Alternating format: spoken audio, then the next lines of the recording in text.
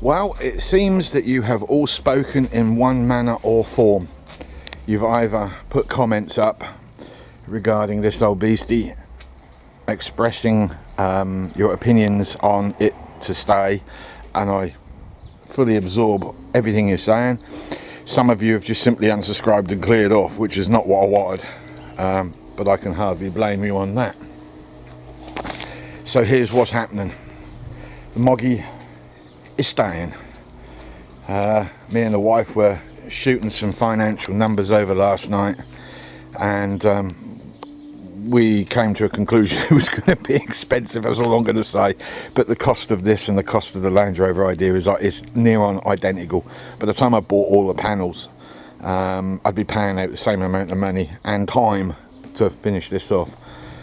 Did bid on a bulkhead for a Land Rover yesterday, but the bloke's not replying when it comes to collection. I won it, but he ain't replying, so obviously doesn't want to sell it. I won it at 155 quid. But I'm now trying to get out of that transaction. This will be staying, and we will be finishing. This is what we're going to do. We're going to cut this back to that scuttle line. We're going to go down and we're going to go across. And we're going to reinstate the original style of Morris Minor bulkhead, where it shelves off so we can put the battery in there. The side pieces we're going to cut along here, and we're going to build a panel that can run literally, follow that blister on the door. It's going to come straight across just past that tower, and a new grill will go here. Using, if we can, that bonnet, and I'm going to chop it down the middle, and I'm going to keep that width, but I'm going to shrink that width at the other end. I don't think I can use the original Morris grill, and I'm not sure if I'm going to be able to reinstate the wings, but what I would like to do is cut the light bezels off, or get some new light bezels and remove those and put them on poles that will stick out to mimic the original line of the wings. And then we're going to go with a flat wing across and down, which will line up with that line there. So when that comes across here, the wing will come out, which will be similar to a lightweight style Land Rover. That will come out, and then that will blend into the side there. We've got the bull bar to go back on. The best bit about that bull bar is we've got some Sherpa bumpers that I obtained a long time ago, which I've made to fit, which are here. I love these, I think they're brilliant. Yeah, I got my mojo back in case anyone's asking. They are going to go in there like so, and they will go below where the wing will be sticking out the buck. I'm going to do a little bit of work on that buck. Still not happy with that. I don't know what I'm doing with it at the moment, but the problem is there was too much real estate at the front and not enough at the back, so we've got to balance the front out with the back somehow, or balance the back with the front, take which way you want. I've got the engine running a heck of a lot better than it was. The oil has now transferred round the engine. The lifters are now a lot quieter. But one thing I have noticed is the starter motor is grinding. I believe it's an automatic starter motor for an automatic engine, and there's a possibility the ring gear is different. I have two other starters from manuals, so I will at some point switch them over, but not right this minute.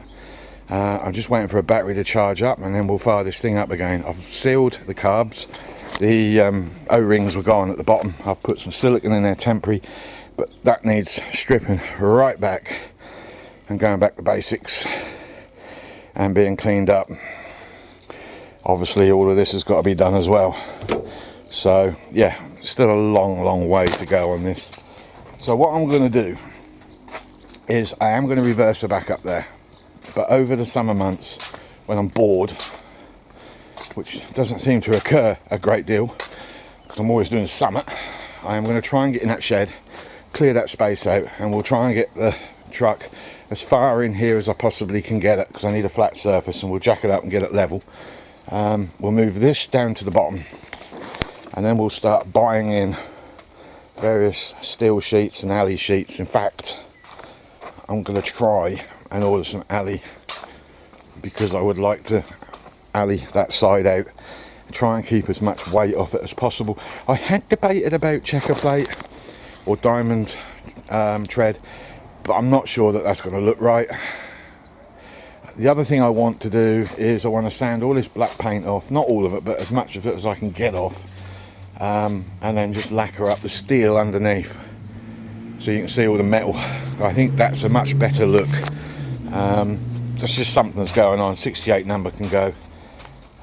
The wife sort of said to me, well, which is going to be cheaper to insure then, the Range Rover with a Land Rover body or the Morris Minor body? I said they're both modified vehicles, Sue, and they are. I said it doesn't matter how you look at it, they're both modified, they're both going to cost the same, because it's the engine that dictates a lot of this.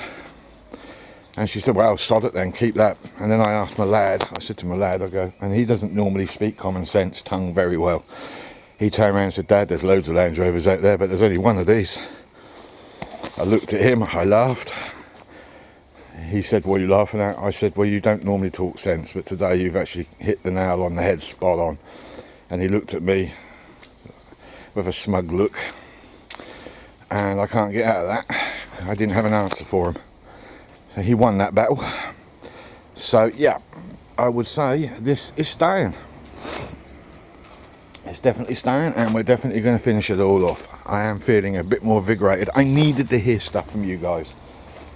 If I'm honest, I'm a bit, what's the word, overwhelmed at the moment. And it was finished off when a free car was delivered to me. My son upgraded his car and he dropped his old one off and said, yeah, Dad, you can have that.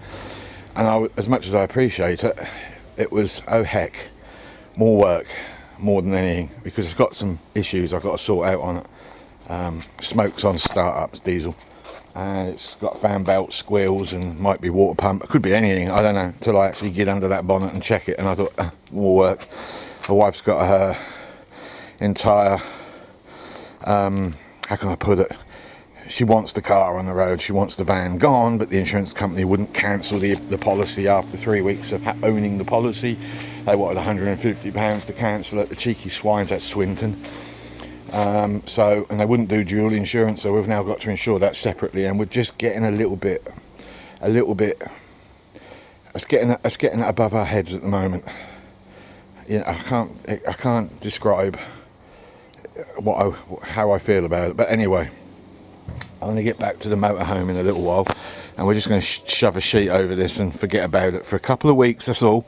As soon as I've got a bit of time and I can get the radiator reinstated on here and get the battery in and fire this thing up properly, I'm going to reverse it back up to the top where it belongs. I'm going to trike down the bottom, and then I'm quite literally going to take the glass out at the front, because it's brand new, get my stereo out because that's going in the lorry, and then we're going to put plasma cutter on it and clear out all that waste metal on top that's such a mess because it didn't work. And we'll purchase a new scuttle if I can't rescue the old one that's up there, because it was pretty rotten. And we are going to literally cut it out down to about this line here and go down, and then we'll flat plate it all the way across. I may have to reinstate the windscreen wiper somewhere else in the truck, but I don't know where at the moment. And the battery can then sit on top, which is where I really need it. But the best bit is the bonnet, when it goes on, it's going to slope. It has to. I can't see over that bonnet at all. It's so high up that if a 6-year-old was standing in front of this thing, I'm up there, and if there was a 6-year-old here, I'd run them down. I wouldn't know they're there. That makes this a very, very dangerous vehicle, and I made a mess of that as well. So we're going to slope it a little bit. We're not going to go too slopey, but we're going to slope it enough so when I'm sitting in there I can actually see the shoulders of, say, like a 4-year-old or something, and that will make it a lot safer. We're going to do a military style grille, so we're going to have bars in the front of the grille. I think made me mind up what I'll have at the moment, and I think this is all going to work out really well. I'm actually looking forward to it. I didn't think I'd hear myself say it. I would like to cut these out as well if I could. They're in my way. The only way I can get rid of them is to actually physically cut them out from the inside.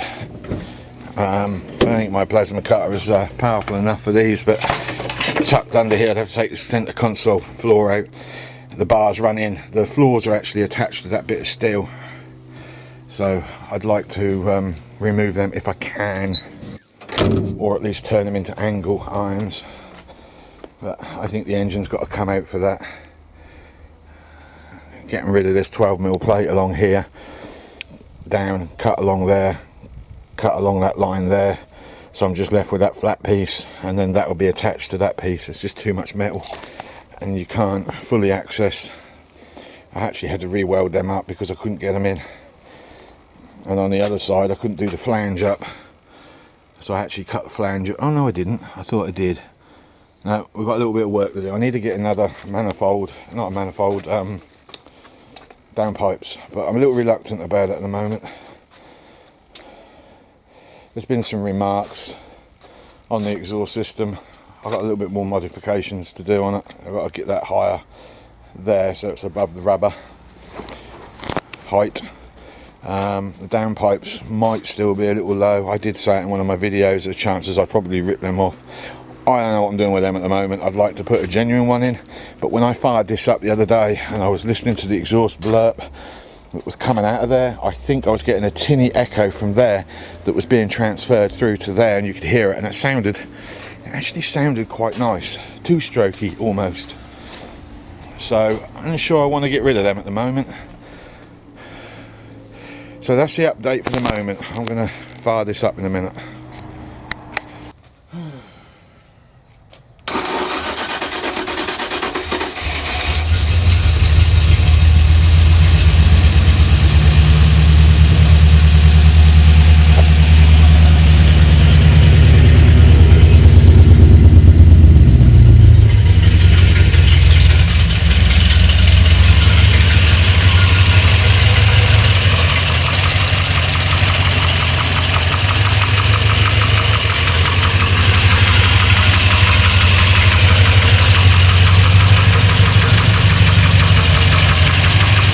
Ticky still, but better than it was.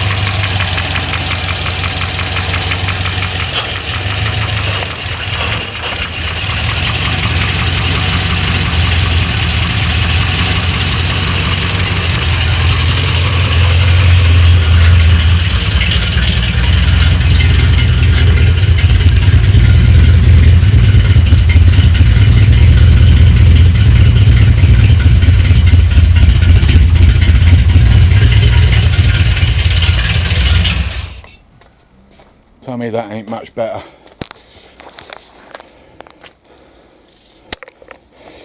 What it was doing, that burnt oil on the manifold, it was sucking it in the carb.